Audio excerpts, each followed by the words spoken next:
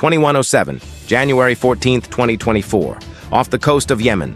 From a slit of concrete, a mobile launcher jolts into position. Orders are barked, coordinates shouted. Phones rise into the air. A live stream goes hot, the viewer count climbing by the second. Fire. Launch. The booster shrieks. A missile rips skyward, a streak of flame tearing open the night. For an instant, the shoreline burns white, then collapses back into blackness.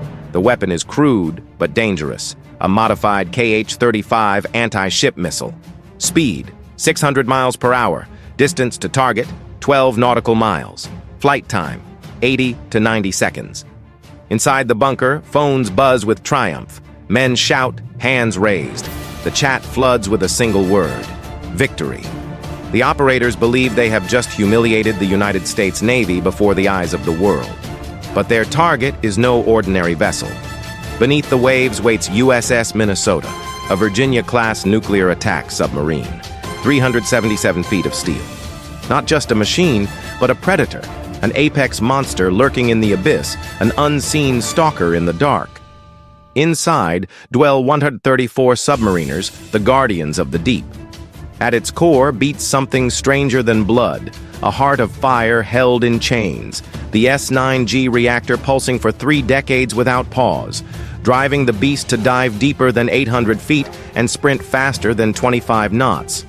It was built to haunt invisible oceans, to wait, and then to strike. One hit would be catastrophic. $3 billion erased, a steel predator crippled, an entire crew wiped out, America's pride shattered on the global stage. And here in the Red Sea, artery of nearly 10% of the world's commerce, such an explosion would send shockwaves far beyond tonight. Above, the missile climbs higher, its engines screaming. A crude spear hurled into the black cathedral of the sea. Every second brings it closer. The cheers on shore rise louder. The coastline becomes their theater. But the ocean is not a stage. The clock has started. 90 seconds. Above, the missile claws at the sky. Below, a predator waits in the abyss. USS Minnesota, a Virginia-class nuclear attack submarine, glides silently at 5 knots beneath layers of darkness. Hull length, 377 feet. Displacement, 7,800 tons in early blocks, over 10,000 in Block V. Test depth, more than 800 feet. Submerged speed, above 25 knots. Inside, 134 souls move with the precision of gears inside a clock. It is the ocean's predator. Steel skin wrapped around a nuclear heart burning for decades. Silent, patient. Born not to be seen, but to stalk. Its senses are ears. A bow array in the nose, a towed array stretching hundreds of feet behind. Sonar reads the ocean like text, every vibration a letter. The combat system turns those letters into coordinates. Coordinates become firing solutions. Firing solutions become weapons. Onshore, Houthis scream for glory. In the depths, no one screams. Every motion of the crew is small, exact, deliberate, an economy of movement drilled into them, where wasted noise is weakness and time is survival. 2 worlds collide. On the surface, Houthis create noise for spectacle, shouting into cameras. In the deep, the submarine reduces life and death to decimals, models, and rules of engagement. One side chases spectacle, the other waits in the dark, obeying only the cold logic of physics. Coastal ground vibrates as the launcher backs into its slot. Overhead, 6 feet of reinforced concrete. Inside, men rig cables, lift phones, shout bearings. They trust numbers. 6 feet of cover. SEP, 150 meters. Target, 377 feet long. On paper, a 1 in 3 chance. If probability bends once, it becomes a headline. At 21:07:30, the live stream counter passes 10,000. By 21:08, it breaks 20,000. Their battlefield is the feed. Their artillery is applause. Commands sharpen. 21:07:45. Bearing 041, range 12 nautical miles. Switches click. Voices echo. The launcher jolts against concrete ribs. Countdown 70 seconds. They gamble the Red Sea with a rusted coin. A missile worth $250,000 thrown at a submarine worth over $3 billion. 60 seconds left. 12 nautical miles. 2,000 civilians inside the blast ring. The math arrives before fear. On the sonar screen, a faint scar cuts across the noise. Unstable but real. The operator snaps bearings in clipped tones. Range, 12 miles. Time to impact, 1 minute. Decision window, already closing. Sonar arrays stretch like nerves through steel. Bow dome forward, towed line aft. Ears that never sleep. Every echo is a heartbeat. Every vibration, a warning. The crew reads them as others read words, turning whispers of water into coordinates and coordinates into threat. Weapons weight. Mark 48, ad caps, 19 feet long, nearly 1.7 tons, each with 650 pounds of PBXN-103 in its nose. One strike could erase the bunker, but the trigger stays locked. Doctrine demands proof. Fire too early, civilians die. Fire too late, the submarine itself is gone. USS Minnesota is a predator bridled, teeth sharp, jaw locked. The crew moves with the precision of clockwork. Clipped voices, measured gestures, every motion rationed like oxygen. No panic, only discipline. Above, the missile closes. 60 seconds slide to 50. Every blink is risk. Every number, weight. 12 miles. 2,000 civilians, one missile inbound, 60 seconds to decide who survives. 60 seconds remain. Distance, 12 nautical miles, about 22 kilometers. The missile closes at nearly 600 miles per hour, Mach 0.8. Every second cuts a quarter mile from survival. USS Minnesota crawls at 5 knots, barely 6 miles per hour, invisible to most sensors. But the captain's choice is brutal: hold silence or unleash flank speed.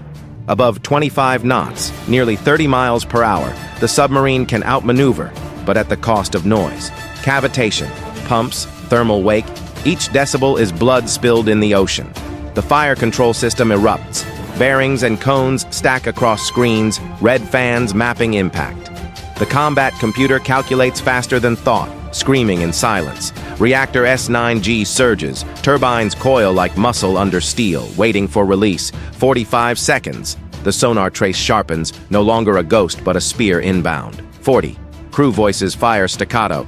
Contact steady, range decreasing. Gloved hands tighten on rails. Breath locks in lungs.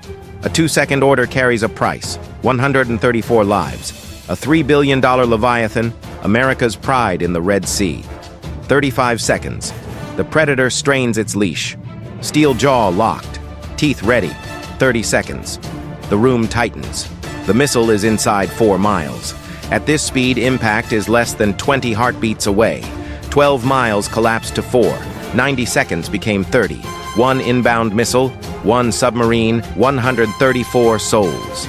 Time is the deadliest weapon in the room. 30 seconds.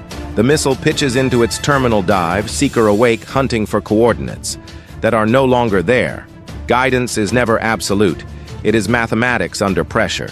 A drift of just 0.5 degrees seems small, yet over a 22-kilometer flight, it swells into more than 10 miles of error. A pencil line on a map becomes a void across the ocean. USS Minnesota takes the order. Dive. Planes tilt, ballast floods, the boat angles down. Depth passes 600 feet, then 700.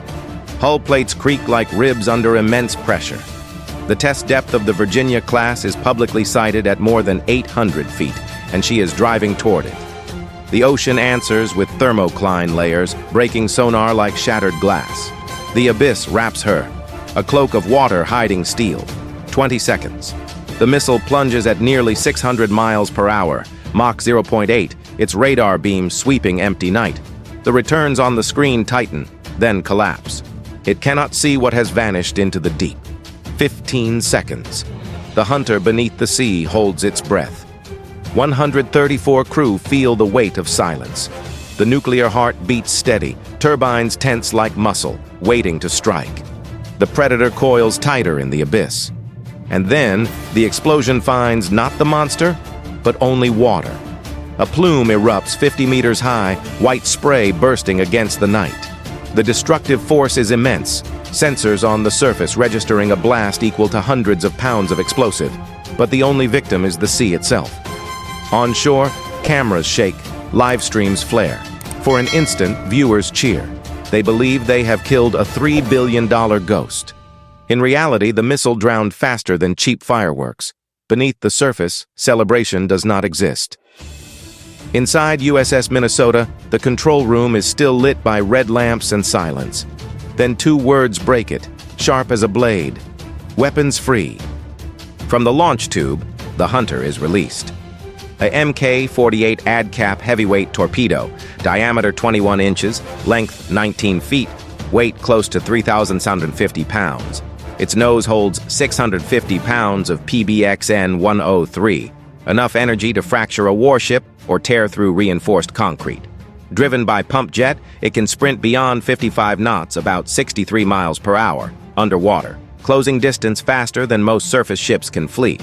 Effective reach, more than 30 nautical miles. 10 seconds after release, propulsion shows green at 250 HP. The torpedo surges past 55 knots. 15 seconds. Sonar locks. Bearing steady at 12 nanometers, depth returns within +south 15 ml. Intercept cones tighten under 5 degrees. Projected time to impact, 180 s. The torpedo is a Hunter, clawing through black water at the 30 ms. Its processors chew hundreds of acoustic samples per second, turning echoes into coordinates and coordinates into a firing solution. Kill probability up to 95% inside engagement range. No cheers in the room. Voices clipped, orders precise. Strike aims only at the launcher under 6 feet of reinforced concrete, not the 2,000 civilians inside the 1-mile ring.